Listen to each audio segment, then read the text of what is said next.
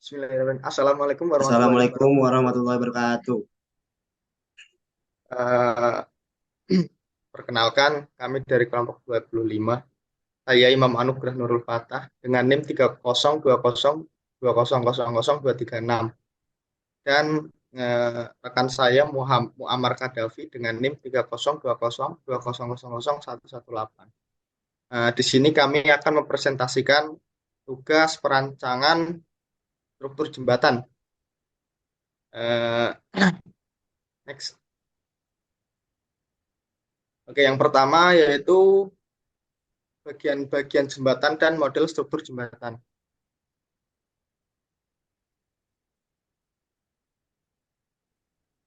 Nah, bisa dilihat di gambar pada layar, ini bagian-bagian jembatan rangka baja. Ada terdiri dari batang tepi atas atau top chord, kemudian ikatan angin atas atau upper breaking, kemudian ada batang tepi atas, diagonal, sandaran, batang tepi bawah, tumpuan karet, gelagar memanjang, penahan melintang, dan gelagar melintang ujung. Next. Kemudian model struktur jembatan. Jembatan yang didesain menggunakan jembatan tipe wear and with vertical sehingga ada penumpu tambahan pada bagian top chord pada jembatan tersebut. Sedangkan untuk spesifikasi dari jembatan tersebut adalah sebagai berikut.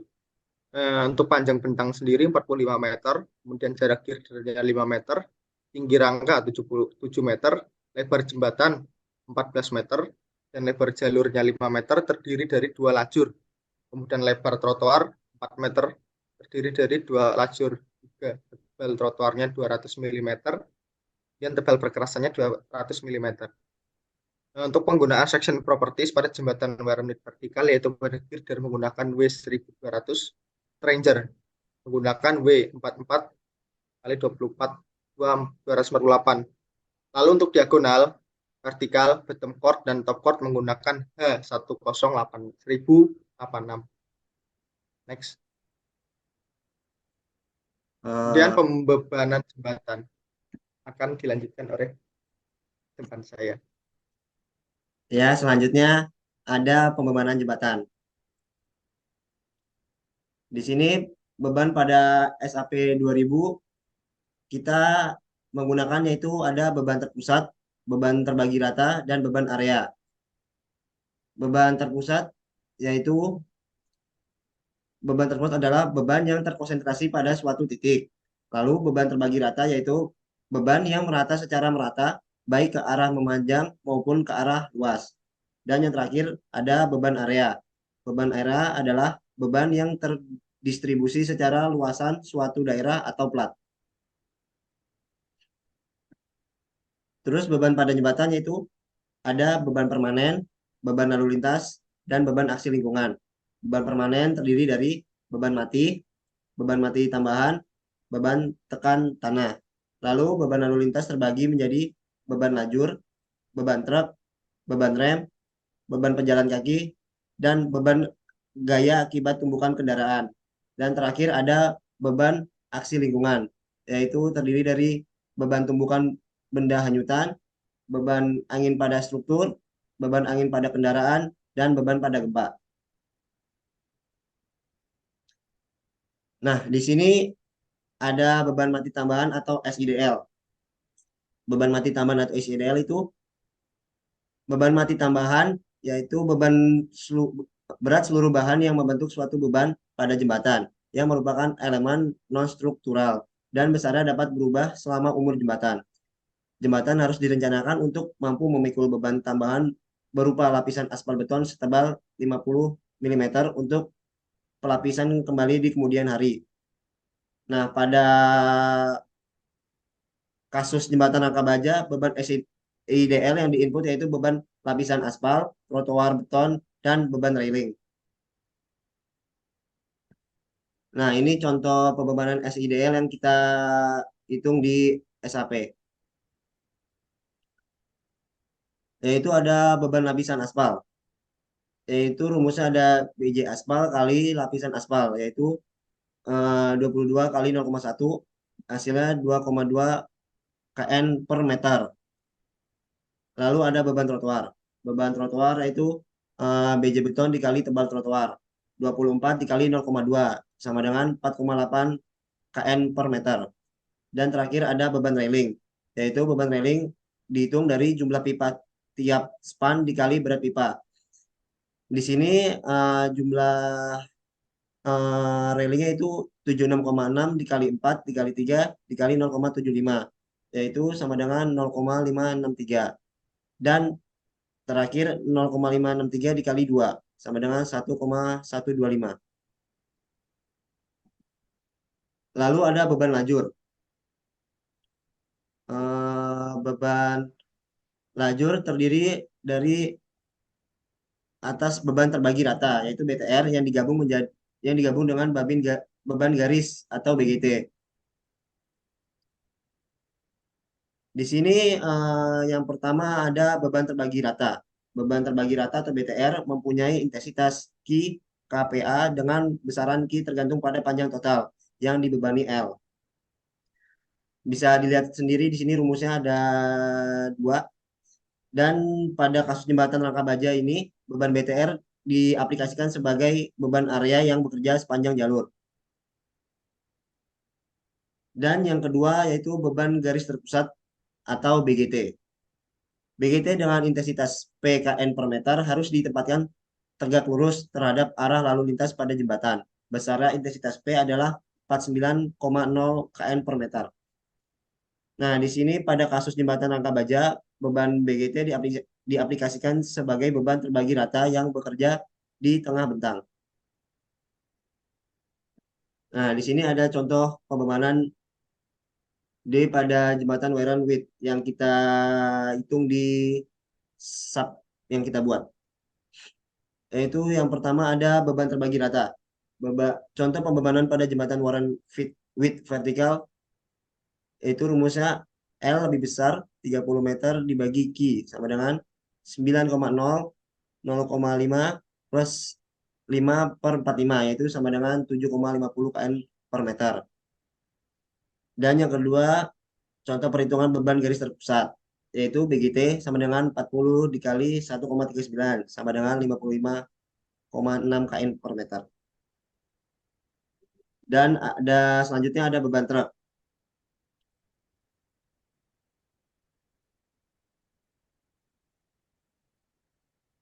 Beban truk atau biasanya disebut T tidak dapat digunakan bersamaan dengan beban D. Beban truk diasumsikan terdapat satu buah truk 3 gandar di masing-masing lajur. Nah, pada kasus jembatan Naga Baja, beban T diaplikasikan sebagai beban terpusat sesuai dengan jarak antar gandar. Lalu ada gaya rem dan beban pejalan kaki. Gaya rem harus diambil yang terbesar dari 25% dari berat gandar truk desain atau 5% dari berat truk rencana ditambah beban lajur terbagi rata BTR. Dan lalu ada beban pejalan kaki. Semua komponen trotoar yang lebih lebar dari 600 mm harus direncanakan untuk memikul beban pejalan kaki dengan intensitas 5 kPa dan dianggap bekerja secara bersamaan dengan beban kendaraan pada masing-masing lajur kendaraan. Nah, pada kasus jembatan Rangka Baja yang kita buat, beban rem itu diaplikasikan sebagai beban area yang bekerja sepanjang lajur kendaraan. Dan pada kasus jembatan Rangka Baja, beban pejalan kaki diaplikasikan sebagai beban area pada trotoar. Di sini ada contoh perhitungannya, eh, contoh pembebanan gaya rem dan beban pejalan kaki pada jembatan Warren Width vertikal yang kita buat di SAP. Yang pertama ada gaya rem. Ini sesuai rumusnya beban rem sama dengan 5% beban truk plus BTR dibagi panjang jembatan dikali lebar lajur jembatan. Yaitu hasilnya jadi 0,49. Lalu beban pejalan kaki. Beban pejalan kaki sama dengan Q dikali lebar trotoar. Sama dengan 5 dikali 1 yaitu 5 kN per meter persegi. Lalu lanjut ada beban angin. Beban angin pada jembatan dan beban angin pada kendaraan. Di sini beban angin pada jembatan atau EWS, yaitu rumusnya PD sama dengan PB dalam kurung VDZ per VB tutup kurung pangkat 2. Lalu ada beban angin pada kendaraan atau EWL. Tekanan angin harus dikerjakan baik pada seluruh jembatan maupun pada kendaraan yang melintasi jembatan, di mana tekanan tersebut harus diasumsikan sebagai tekanan menerus sebesar 1,46 Newton per mm, tegak lurus dan bekerja 1800 mm di atas permukaan jalan. Nah, pada kasus jembatan rangka baja yang kita buat, beban EWS dan EW1 diaplikasikan sebagai beban terpusat pada titik join terluar dengan komposisi beban 100% pada saat angin tekan dan 50% pada saat angin hisap. Terus di sini ada beban angin pada jembatan EWS. Nah, di sini bisa dilihat rumus-rumusnya dan keterangannya. Lanjut. Nah, di sini ada contoh pembebanan beban angin pada struktur EWS dan pada jembatan wearing with vertikal yang kita buat. Nah, contohnya ini di sini ada PB, V10, VB, Z, Z0, dan ini rumusnya, yaitu 25 dikali 110, ini. Terus hasilnya 66,89, dan PD hasilnya 0,887 kilonewton per meter persegi. Dan ini tinggi rangkanya 7 meter, PD-nya 6,21 kN per meter, dan terpusatnya yaitu 31,06 kN per meter.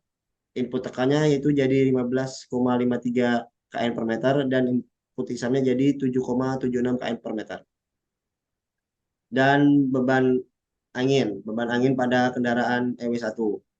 Di sini kasus jembatan rangka baja yang kita buat, beban EWS dan EW1 diaplikasikan sebagai beban terpusat pada titik join terluar dengan komposisi beban 100% pada saat angin tekan dan 50% pada saat angin hisap.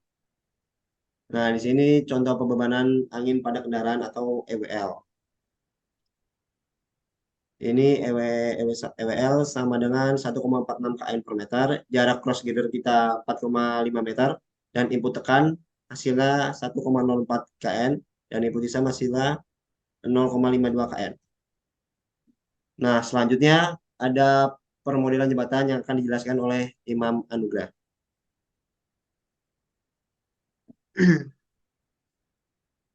Ini ada modelan jembatan dari ah jembatan yang kita buat.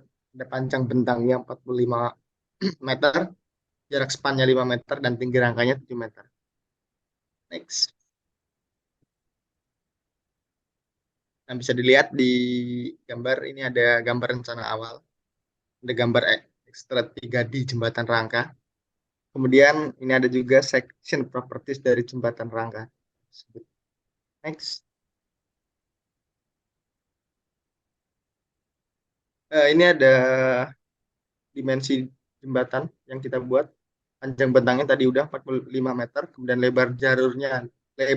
lajur 5 meter, ada terdiri dari dua lajur. Lebar trotoar 4 meter, terdiri dari dua lajur juga. Kemudian lebar jembatan 14 meter, tebal trotoar 200 meter, tebal perkerasan 200 meter, jarak cross girder 5 meter, jarak strain girder 2 meter, kemudian tinggi rangkanya 7 meter. Tipe rangka yang dipakai wear with vertical. Next.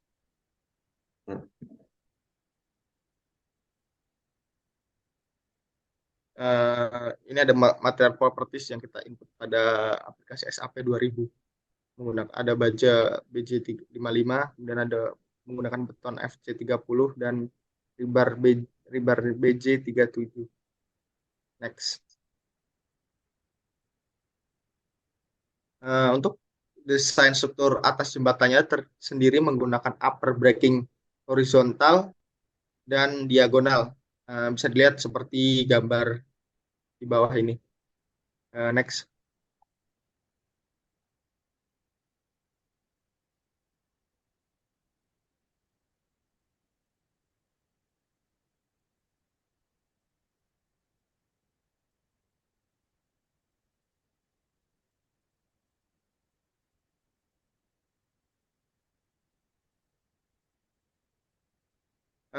Terus ini ada apa ukuran dari flank section untuk upper breaking horizontal menggunakan baja W21 kali 166.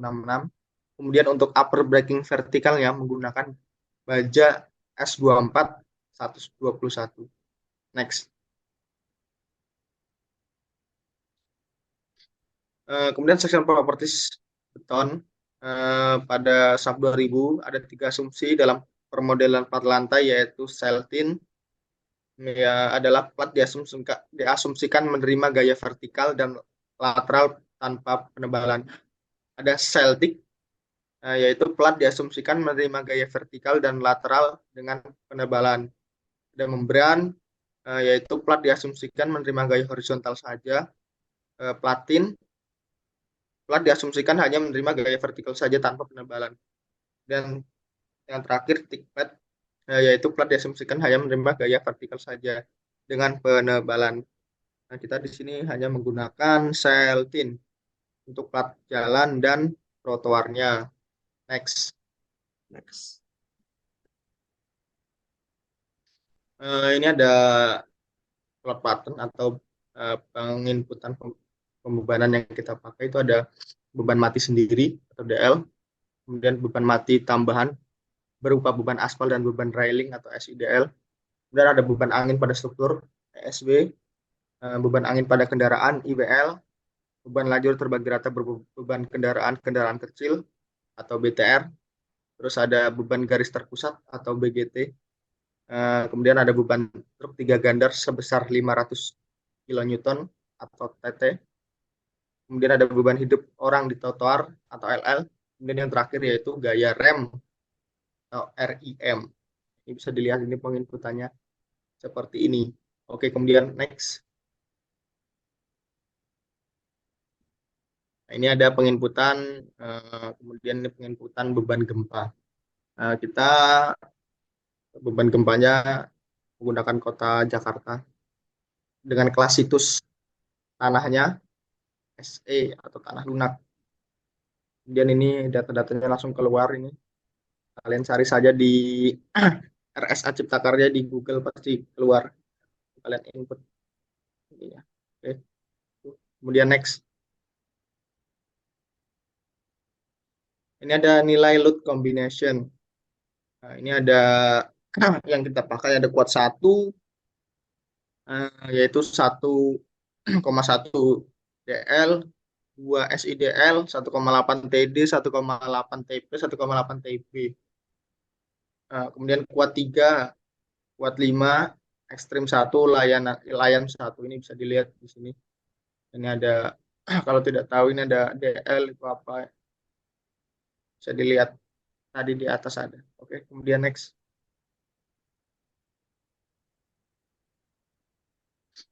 Nah, kemudian ini ada setelah kita input dari pembebanan model yang tadi sudah kita buat, kemudian pembebanan sudah kita masukkan, kemudian ini setelah penginputan pembebanan jembatan selesai,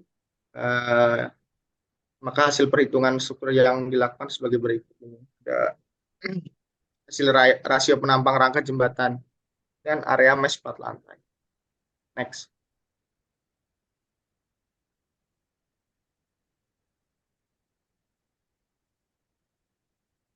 Ini ada hasil analisa deformasi jembatan. Didapatkan rasio batang rangka baja kurang dari 1,0. Dapat dipastikan bahwa struktur jembatan tersebut aman. Next. Kemudian perhitungan harga jembatan akan kembali dijelaskan oleh Muammar Kadafi. Dan tempat dipersilahkan. Di sini selanjutnya ada perlindungan rangka jembatan. Nah, yang pertama kita ada batang tarik, yaitu yang dipakai di top and bottom chord. Nah, bisa dilihat sendiri di sini ada beban yang bekerja yaitu gaya tariknya 5.299 kN dan L-nya yaitu 5.000 mm. Nah, di sini bisa dilihat sendiri data-data profilnya. Kita memakai H1086 Dan di sini ada data-datanya yaitu tinggi, lebar, tebal, TW, tebal TF, IMIN, AG, IX. Dan ketiga ada spesifikasi material, mutu baja, FYFU 240, 370, dan kekuatan leleh sekian-sekian, oke, dan kekuatan putus 14634,2511 kN lebih besar, oke, dan stress rasionya oke, dan silindernya oke. Lanjut. Nah, di sini ada beban, ada batang tekan diagonal. Ini bisa dilihat sendiri yaitu ada beban yang bekerja, gaya tekannya ada minus 4385,209 kN, dan L yaitu 7433 mm. Dan kita memakai di batang tekan diagonal yaitu tipe material H1086. Nah, bisa dilihat sendiri lagi data-datanya dan spesifikasi material, kekuatan nominal oke, dan stress ratio oke, perhitungan penampang kompak, plat sayap kompak, plat badan kompak. Lalu selanjutnya ada batang lentur atau girder. Di sini batang lentur atau girder yang kita dapatkan dari hasil output SAP 2000 yaitu momen maksimalnya ada 1741,8108 kN meter dan L-nya kita dapatkan yaitu 14.000 mm. Nah, di sini kita menggunakan profil tipe material WF 1200. Nah, di sini ada data-datanya sendiri dari WF 1200 dan mutu bajanya dan dari perhitungan penampang kompak, plat sayap kompak, plat badannya kompak, lalu perhitungan momen plastisnya oke, perhitungan stress ratio-nya oke, dan perhitungan lentutannya oke. Lanjut. Lalu ada stringer. Stringer ini yang kita dapatkan dari hasil output SAP 2000 yaitu momen maksimalnya 592,7978 kN meter, L-nya 5000 mm. Nah, stringer ini yang kita pakai data profilnya yaitu W44 dikali 248. Dan di sini ada data-data dasarnya yang bisa dilihat. Lalu mutu baja dan perhitungan penampang, plat sayap kompak, plat badan kompak, perhitungan momen plastis oke, perhitungan rasio oke, dan perhitungan lanjutan oke. Lanjut ada plat area.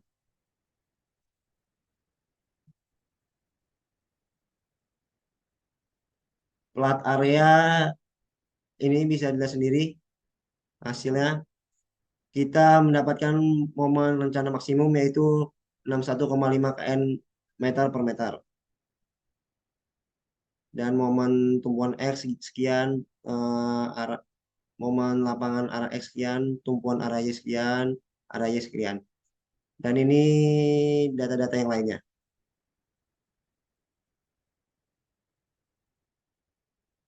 Mungkin sekian dan terima kasih presentasi dari saya dan teman saya Imam Anugrah.